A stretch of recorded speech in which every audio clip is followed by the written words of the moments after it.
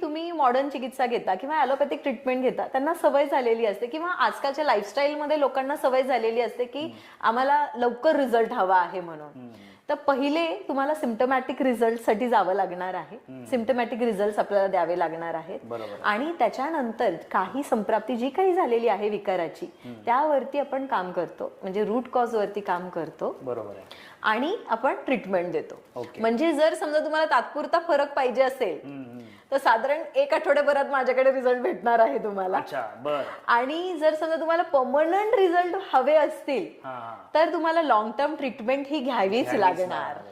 आणि त्याच्यामध्ये अजून पर्व पण असतात वेगवेगळे की तुम्ही एक प्रकारचे सिम्पटमॅटिक रिझल्ट ज्यावेळी आपण देतो, म्हणजे सगळे सिम्पटम शांत केले की त्याच्यानंतर संप्राप्तीवर ज्यावेळी आपण काम करतो, ट्रीटमेंट करतो, चिकित्सा करतो, त्यावेळी मग मेडिसिनल ट्रीटमेंट म्हणा किंवा पंचकर्म चिकित्सा म्हणा